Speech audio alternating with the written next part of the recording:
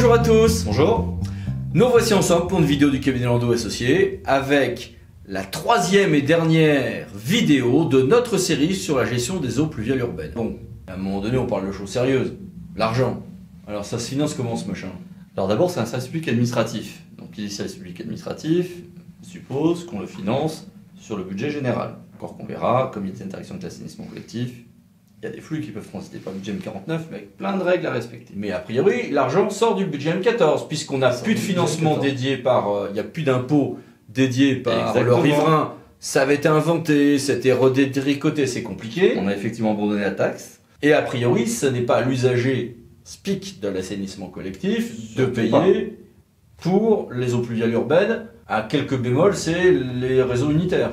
Alors oui, sur le réseau unitaire, de fait, les mêmes ouvrages de canalisation vont servir à la collecte et des eaux pluviales urbaines et de l'assainissement collectif.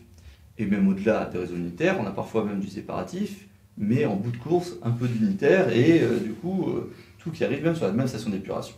Ça peut arriver. Ça arrive même systématiquement quasi systématiquement qu'on a du réseau unitaire. Mais il y a quelques territoires où on finance ça en réalité en prenant dans la poche de l'assainissement collectif. Ça existe. On le voit parfois à travers le contrat de délégation de service public qui prévoit même que le délégataire va faire le renouvellement des réseaux, va faire les branchements et ainsi de suite. Et qu'il n'y a pourtant pas de part de M14 vers le contrat du délégataire. Et ça, clairement, le juge sanctionne. Il l'avait déjà sanctionné aussi d'ailleurs sur le pendant qu'on a sur les eaux, sur la défense extérieure contre l'incendie et l'eau potable. C'est le même raisonnement. C'est le même raisonnement. Sur les eaux pluviales urbaines. C'était jugé récemment ça, non? C'était jugé récemment par un tribunal administratif, le Théâtre Pau, qui effectivement avait considéré que était illégal un budget M49 qui, constatant dans ce budget M49 qu'il y avait des flux sortants dédiés aux eaux pluviales urbaines, devait faire à due concurrence l'objet de dépenses, de recettes entrantes du budget M14 ou de contributions de communes si on n'a pas la compétence. Alors, sachant que pour ces réseaux unitaires, évidemment, il y a bien un prélèvement M14 vers M49 pour les réseaux unitaires, mais que celui-ci doit être plafonné. Tout le monde utilise de vieilles circulaires là-dessus d'ailleurs. Bon, il y a effectivement une circulaire de 78 qui encadre et qui avait dit à la louche, 20-30% c'est raisonnable, mais en réalité, ce n'est qu'une circulaire. À mon sens, on est censé avoir normalement une compensation, on va dire à l'euro près, ce n'est qu'un indicateur cette circulaire.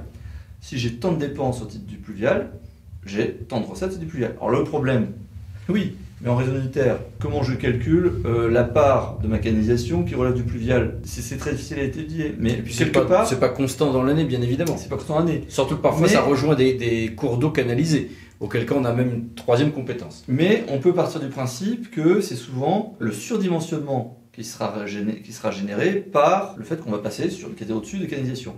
Mais malgré tout, quel type de répartition je mets en place pour les travaux, parce que c'est les mêmes travaux, ainsi de suite, c'est très délicat. Et on le voit bien, oui, ça permet quand même d'avoir un petit peu une approche un peu approximative sur certains aspects. Et la circulaire reste un bon indicateur qui est encore à employer aujourd'hui. Mais il est important d'avoir dans la rubrique 70-63 du budget M49, dans les entrants, un flux financier qui vient compenser ce qu'on estime relever des eaux pluviales urbaines. Parce que visiblement, les associations d'usagers commencent à connaître toutes ces choses-là, ils sont déjà un petit peu chauffés sur la question des déchets aussi, on l'a vu. Visiblement, ils n'hésitent pas à décortiquer le budget M49.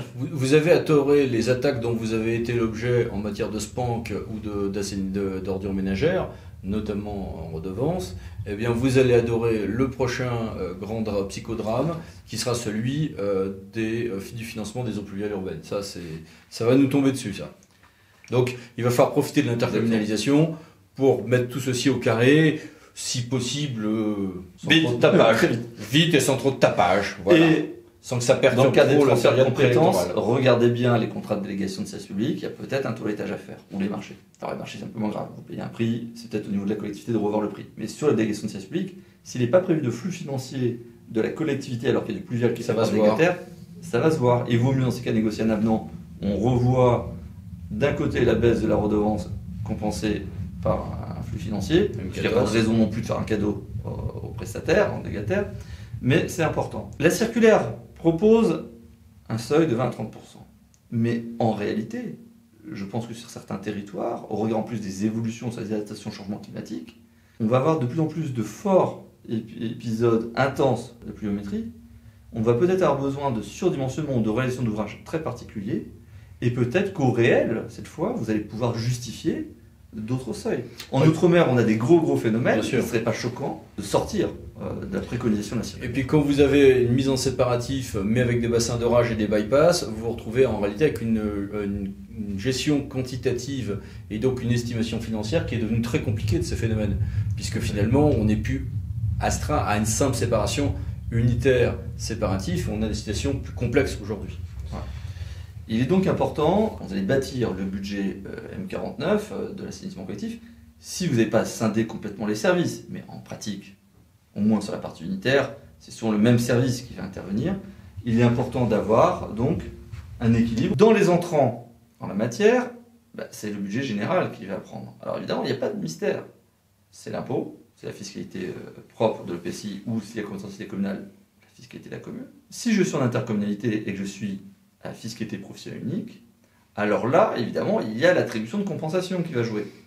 Mais, on va être honnête, l'évaluation du transfert de charges sur les eaux pluviales, c'est délicat. D'abord parce que parfois, c'est noyé dans le contrat du délégataire. C'est le cas de le dire. C'est le cas de le dire.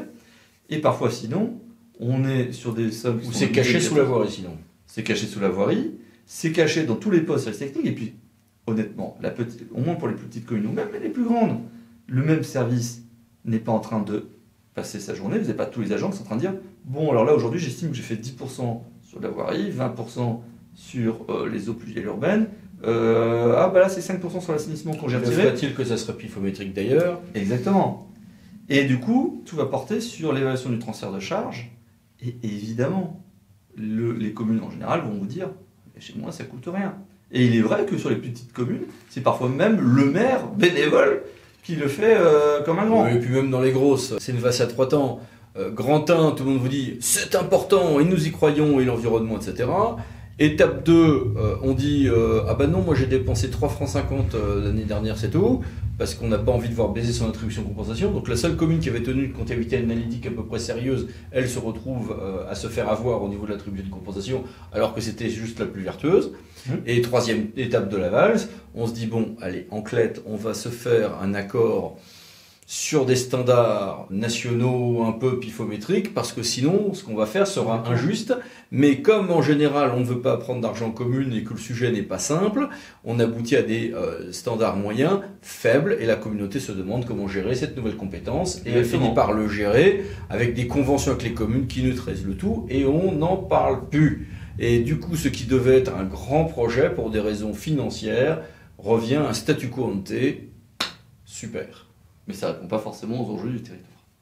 On est bien d'accord. C'est souvent une première étape malheureuse, le temps qu'on aboutisse à quelque chose d'un peu plus ambitieux. Pour moi, les conventions de gestion peuvent permettre de se donner le temps d'avoir une meilleure traçabilité des coûts.